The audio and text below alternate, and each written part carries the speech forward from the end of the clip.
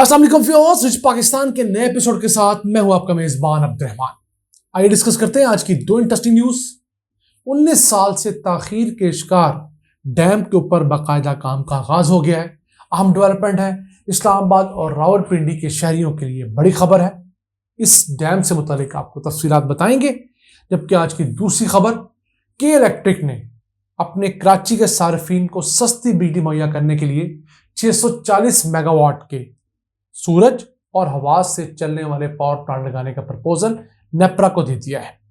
एक बड़ी डेवलपमेंट इसलिए कि के इलेक्ट्रिक के सिस्टम में सस्ती बिजली ऐड होगी तो कराची के इंडस्ट्रीज को भी सस्ती बिजली मुहैया हो सकेगी। लेकिन पहले चलते हैं इस्लामाबाद रावलपिंडी, जहां पर पीने का पानी एक बड़ा मसला बन चुका है। इसे सॉर्ट आउट करने के लिए मुख्तलिफ डैम्स प्रपोज किए गए। उनमें से एक डैम सन 2001 में प्रपोज किया गया जिसका नाम था ढडोचा डैम, लेकिन उसके बाद इस डैम के ऊपर कोई खास पेशरफ ना हो सके।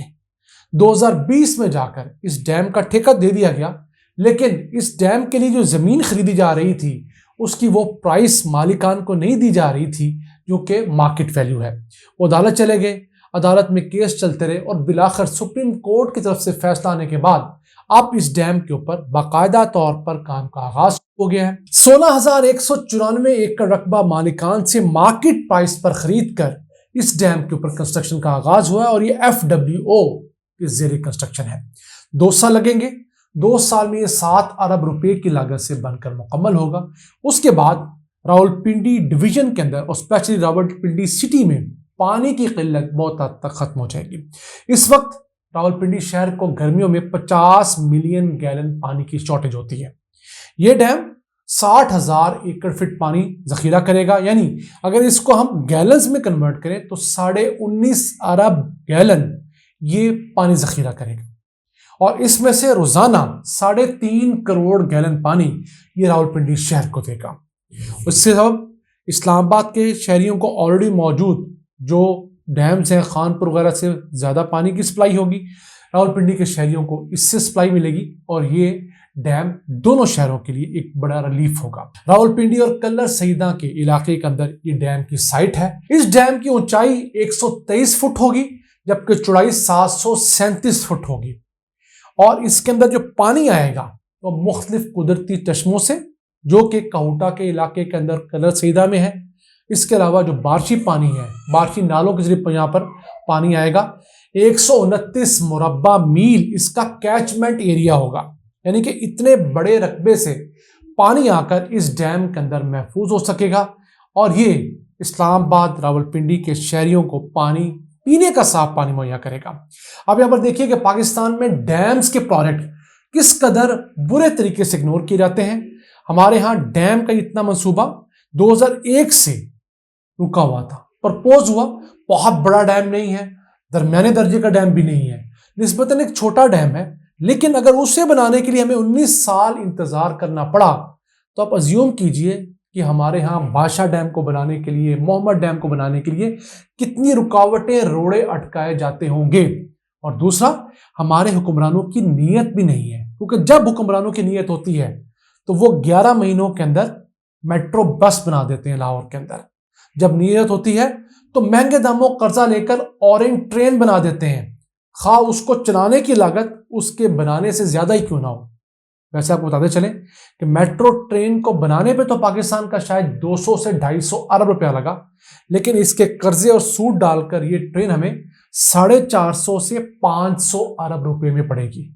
लेकिन चूंकि शहबाज शरीफ की ख्वाहिश थी, बना दी गई। लेकिन बदकिस्मती कि क्यों हमारे इन शरीफ बरादरान को डैमों से प्यार नहीं है। अल्लाह करे कि इनको डैम बनाने से भी प्यार हो जाए, मेट्रो बसों के साथ साथ।